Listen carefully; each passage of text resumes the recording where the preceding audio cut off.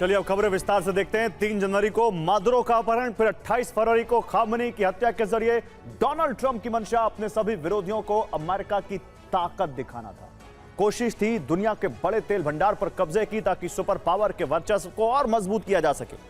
लेकिन ईरान में ट्रंप का दांव उल्टा पड़ गया है। 39 दिन की जंग के बाद जो समीकरण बन रहे हैं उससे न सिर्फ अमेरिका की पेट्रो डॉलर व्यवस्था के सामने चुनौती खड़ी हो गई, बल्कि दुनिया का वर्ल्ड ऑर्डर बदलने के संकेत मिलने लगे। और इसकी पहली कड़ी बनने वाला है यूएई, जिसने ओपेक से अलग होने का ऐलान कर दिया है। और इससे न सिर्फ वॉशिंगटन बल्कि पूरी दुनिया में खलबली मच गई। यूएई ने ओपेक और ओपेक प्लस संगठन से खुद को अलग करने का फैसला किया है, जो 1 मई से लागू होगा।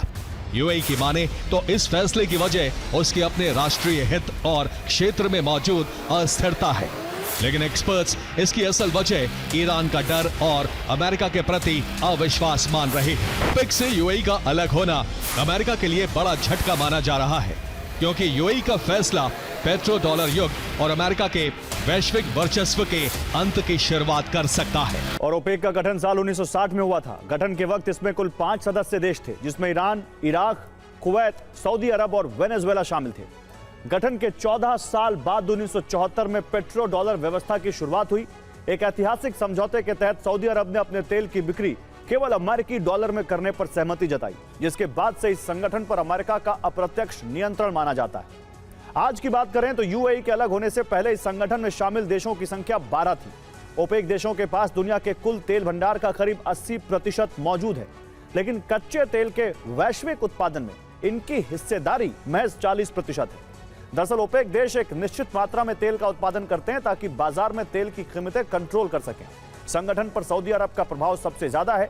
ऐसे में माना जाता है कि इससे जुड़े फैसले भी सऊदी ही लेता है। सऊदी अरब पर अक्सर अमेरिकी हितों के मुताबिक फैसले लेने का आरोप लगता रहा। अरब में अमेरिका सऊदी अरब को सुरक्षा देता है और बदले में यूएस हितों के हिसाब से सऊदी अरब ओपेक से फैसले लेता है।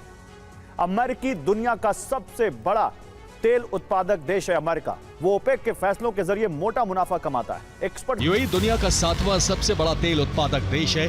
उसकी तेल उत्पादन क्षमता 49 लाख बैरल प्रतिदिन है, जबकि ओपेक के नियमों के चलते वो सिर्फ 36 लाख बैरल प्रतिदिन तेल का उत्पादन ही कर पाता है, क्योंकि नियमों में बंधने की वजह से इससे ज्यादा वो अंतर्राष्ट्रीय बाजार में बेच नहीं सकता था। रिपोर्ट्स की माने तो यूएई अमेरिका की जगह अपनी रक्षा के लिए चीन का रुख कर सकता है, क्योंकि चीन और ईरान के बीच बेहद मजबूत संबंध है। अगर यूएई को चीन से सुरक्षा गारंटी मिलती है तो ईरान यूएई पर कभी हमला नहीं करेगा। 1970 के दशक से दुनिया का अधिकतर तेल डॉलर में खरीदा और बेचा जाता है। इसे पेट्रो डॉलर सिस्टम कहते हैं। इसका अमेरिकी अर्थव्यवस्था को बड़ा फायदा होता है। दुनिया में डॉलर की भारी मांग बनी रहती है, क्योंकि हर देश को तेल खरीदने के लिए डॉलर की जरूरत होती है और इससे डॉलर की कीमत कभी घटती नहीं।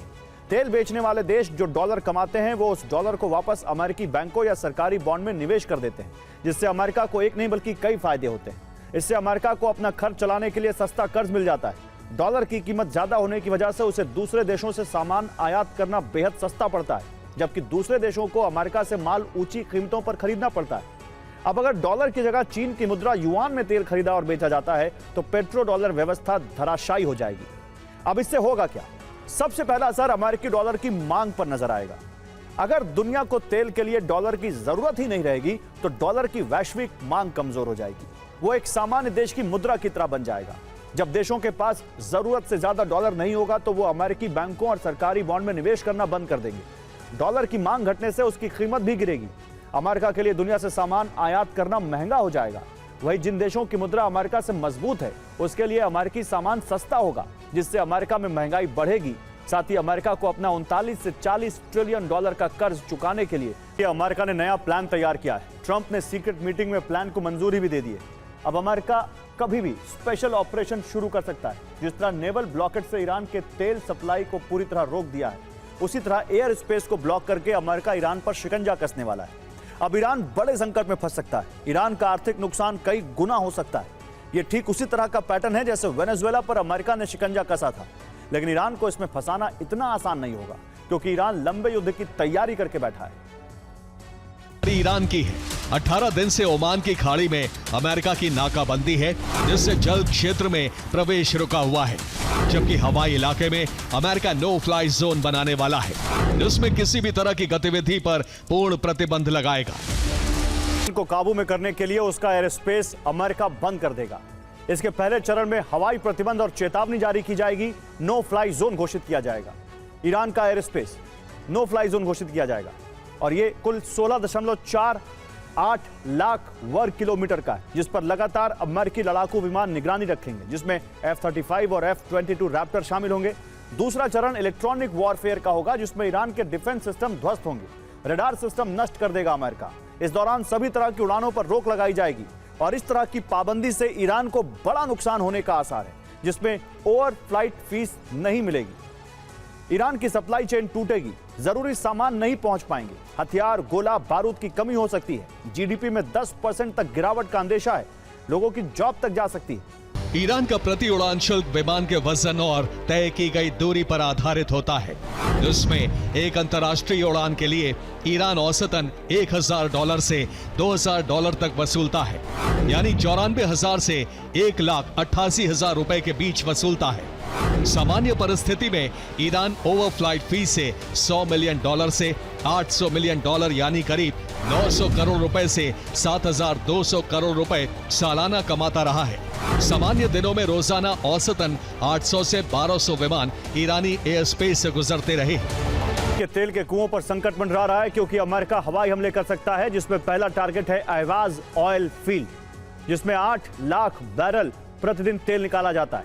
दूसरे नंबर पर गचसरन ऑयल फील्ड है, जिसकी प्रोडक्शन क्षमता 6 लाख बैरल प्रतिदिन है। मारून ऑयल फील्ड पर भी हमला हो सकता है, जिसकी उत्पादन क्षमता 5.2 लाख बैरल प्रतिदिन है। इसके आगे आजादगन ऑयल फील्ड है, जहां से 4.5 लाख बैरल प्रतिदिन तेल निकलता है, जबकि आगाजारी ऑयल फील्ड से 3.8 लाख बैरल प्रतिदिन तेल निकाला जाता है। इन तेल ठिकानों पर हमला करके अमेरिका 60 से 70% प्रोडक्शन रोक सकता है। रिपोर्ट में दावा किया गया है कि ईरान की अर्थव्यवस्था उम्मीद से ज्यादा तेजी से गिर रही है। 10 लाख से ज्यादा लोग बेरोजगार हो गए हैं।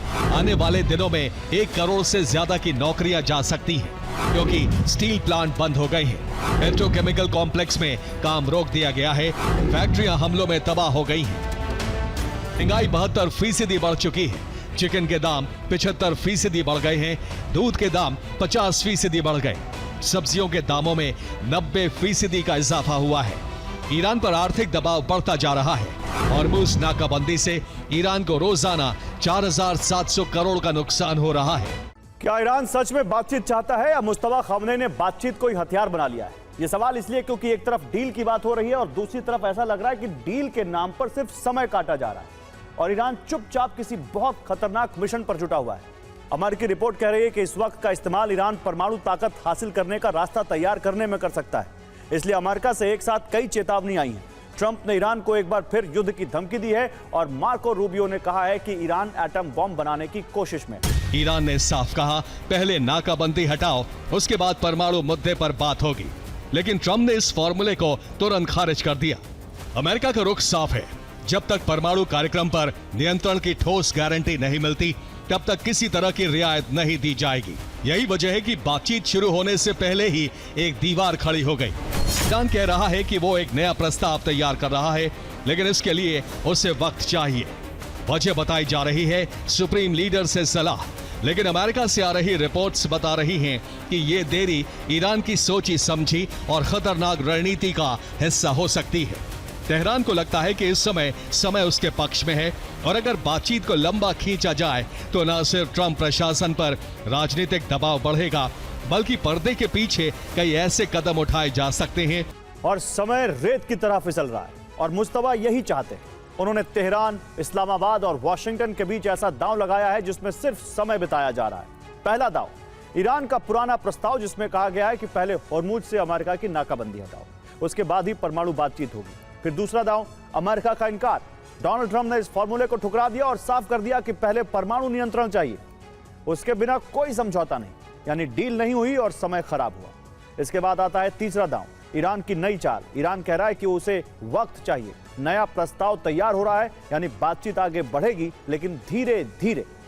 और अब चौथा दांव, खुफिया संकेत। ईरान कह रहा है कि सुप्रीम लीडर से बात करने के लिए वक्त चाहिए और अमेरिकी रिपोर्ट कह रही है कि यह देरी यूं ही नहीं है, बल्कि जानबूझकर बातचीत को लंबा खींचा जा रहा है। यानी एक तरफ बातचीत चल रही है, दूसरी तरफ घड़ी की रेत फिसल रही है। और अब सबसे बड़ा सवाल क्या बातचीत सिर्फ एक पर्दा है जिसके पीछे कोई बड़ी तैयारी चल रही है? कहा है कि हॉर्मुज स्ट्रेट खुद एक आर्थिक परमाणु हथियार जैसा है, जिसके जरिए ईरान दुनिया की ऊर्जा आपूर्ति को बंधक बनाने की कोशिश कर रहा है। वो इस बात का दावा कर रहे हैं कि दुनिया की 25% या 20% ऊर्जा को बंधक बना सकते हैं।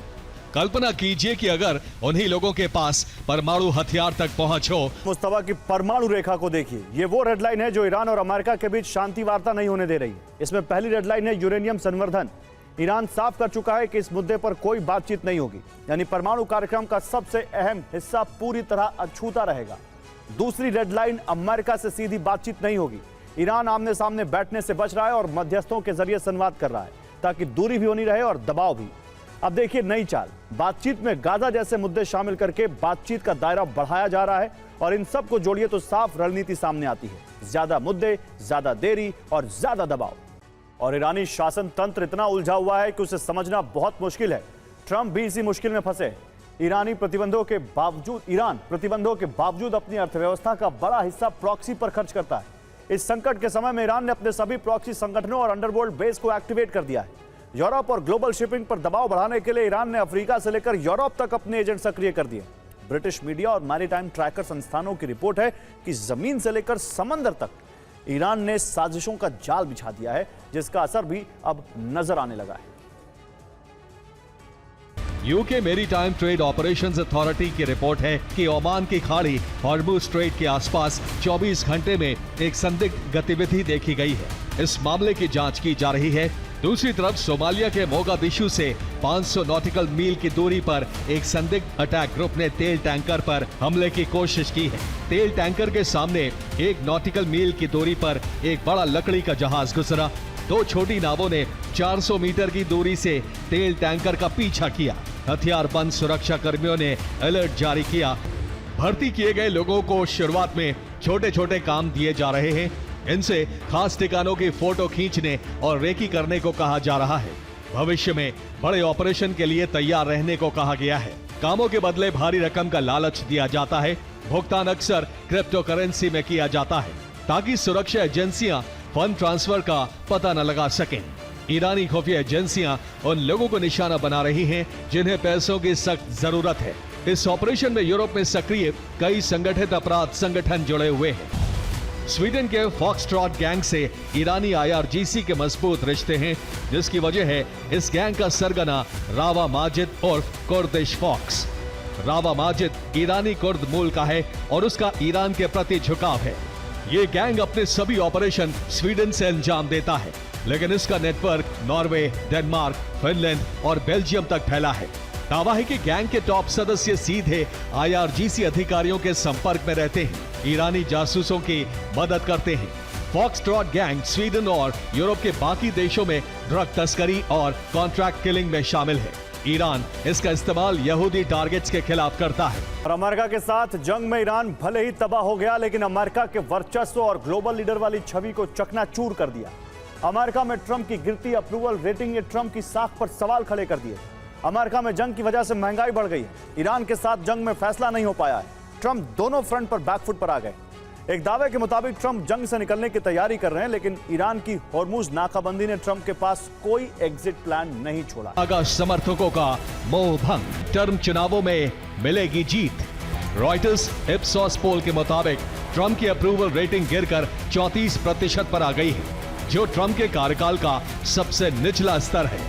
इस गिरावट की मुख्य वजह ईरान के साथ जारी युद्ध और जंग की वजह से आसमान छूती महंगाई को माना जा रहा है। 78% लोगों ने कहा कि जीवन यापन महंगा हो गया है। केवल 22% लोगों ने यह कहा कि उन्हें महंगाई से ज्यादा असर नहीं पड़ता। इससे पहले हुए सर्वे में 75% लोग महंगाई को समस्या मान रहे थे और 25% ट्रंप के एक्शन के समर्थन में थे। ईरान युद्ध शुरू होने के बाद से अमेरिका में ईंधन की कीमतें 40% से ज्यादा बढ़ी हैं और अब $4.18 प्रति गैलन तक पहुंच गई हैं। केवल 34% अमेरिकी ही ईरान युद्ध को सही मान रहे हैं। जबकि मार्च में 38% लोग युद्ध के समर्थन में थे। ट्रंप की अपनी पार्टी के 41% रिपब्लिकन महंगाई के मुद्दे पर उनके खिलाफ हैं। मीडिया रिपोर्ट के मुताबिक अमेरिकी खुफिया एजेंसी CIA ये पता लगाने की कोशिश कर रही है कि अगर राष्ट्रपति ट्रंप ईरान युद्ध में एक तरफा जीत की घोषणा करते हैं तो इस पर ईरान की क्या प्रतिक्रिया होगी। अमेरिका ने 1100 लॉन्ग रेंज स्टेल्थ क्रूज मिसाइलों का इस्तेमाल किया है। 1000 टोमाहॉक क्रूज मिसाइलें ईरान पर फायर की गई हैं।